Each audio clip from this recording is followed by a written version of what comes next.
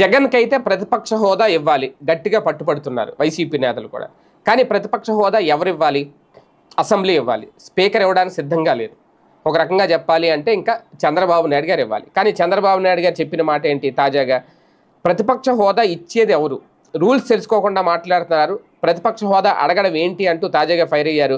హోదా ఇవ్వు, CM seat ఇవ్వు అంటే ఇచ్చేస్తారా అనేది సెటైర్లు పేల్చారు. హోదా ఎవరికి అయినా ఇచ్చేది ప్రజలే, తాము హోదా ఇవ్వలేదని విమర్శలు చేయడం ఏంటి అంటూ తాజాగా మండిపడ్డారు. మరోవైపు చూస్తే అసెంబ్లీ స్పీకర్ అయ్యన్న పాత్రుడు వైసీపీకి చెందిన 11 మంది ఎమ్మెల్యేలు అసెంబ్లీకి రావాలి అని పిలుపునిచ్చారు. వాళ్ళ కనుక అసెంబ్లీకి వస్తే తాను ఎమ్మెల్యేలందరికీ తగిన సమయం ఇస్తానని కూడా చెప్పుకొచ్చారు. ఈ సందర్భంగా ఆయన ఎమ్మెల్యేలు అని మాత్రమే చెప్పారు. వైసీపీకి ప్రతిపక్ష హోదా అన్నది మాత్రం ఎక్కడ ప్రస్తావించలేదు.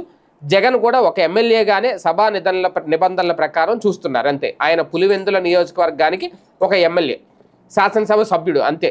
శాసనసభ సభ్యుడిగానే ఆయన చూస్తున్నారు. ప్రతిపక్ష హోదా విషయంలో ఏపీలో ఇప్పుడు మరోసారి ఈ రచ్చ అయితే మొదలైంది. వైసీపీ ఈసారి అసెంబ్లీకి రాకపోవచ్చు.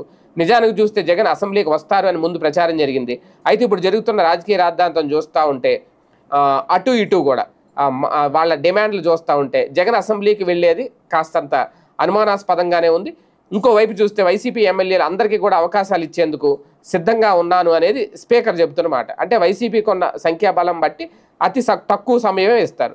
ఈ నేపథ్యంలో ఇప్పుడు మొత్తానికి ప్రతిపక్ష హోదాకు ముడిపెట్టి అసెంబ్లీకి రాము అన్నది వైసీపీ విధానం అయితే దాని రాజకీయ రచ్చగా చర్చగా ముందు పెట్టి టీడీపీ కూటమి ఒక ఎత్తు అయితే వేస్తోంది. జనంలో వైసీపీ ఈ విధంగా విమర్శలు ఎదుర్కొంటుంది అని చెప్తున్నారు. ప్రతిపక్ష హోదాలు ప్రోటోకాల్స్ అన్నవి టెక్నికల్గానే చూడాల్సినవి.